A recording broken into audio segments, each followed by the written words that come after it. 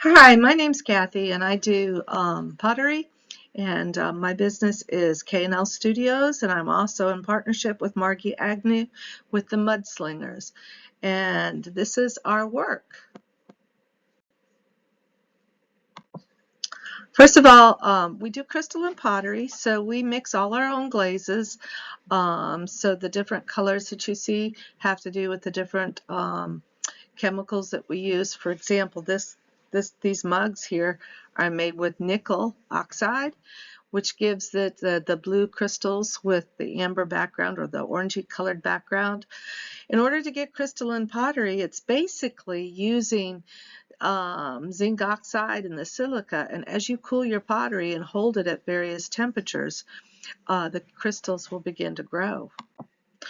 And depending on which type of colorants you use, for example, this one has a lot of iron oxide, you get the different colors. So the iron oxides are most of your browns, and the cobalts are most of your blues.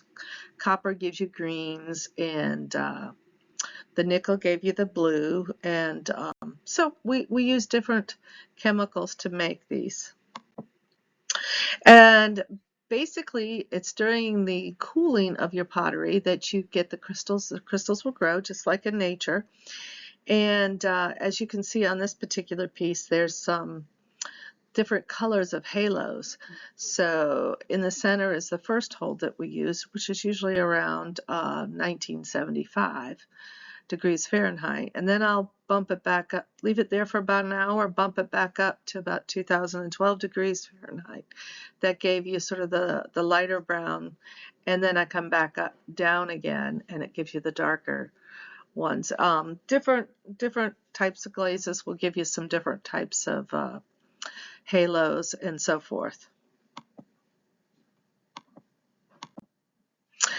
A really special glaze that I learned how to mix up taking a course online during COVID is called Galaxy Glaze, and I learned this from Jose Marcel, who's from Spain. And basically these glazes are crystalline glaze, but they've got a lot of copper in them. So when they come out of the kiln, they're actually black. So you have to put them into an acid bath. So I use basically pH down for swimming pools, and I leave them in there for about 12 hours, and then out comes these beautiful designs. And it has 7 different holds in its cooling cycle, so you'll see that it's got a lot of different halos, and in the background you see some of the smaller crystals.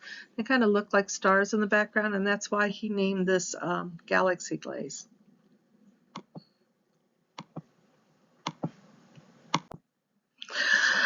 One of the other things I enjoy doing is making raku pottery. Raku pottery is basically a Japanese method, but in America we've changed it a little bit. But basically what you're going to do is you take the pottery out of the kiln at a very hot temperature, and during this temperature, it's usually about 1860 degrees Fahrenheit.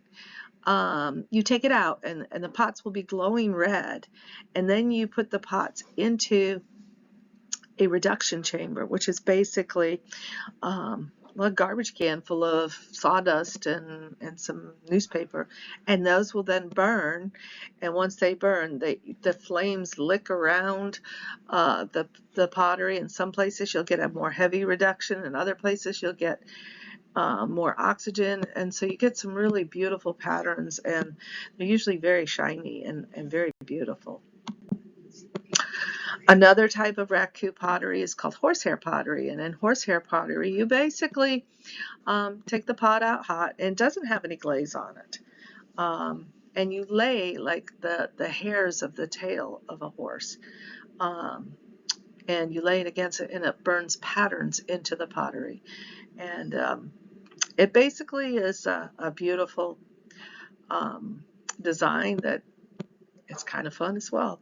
Anyways, those are some of the processes of types of pottery that we do. And I hope you get a good idea of what type of pottery we make. Thank you.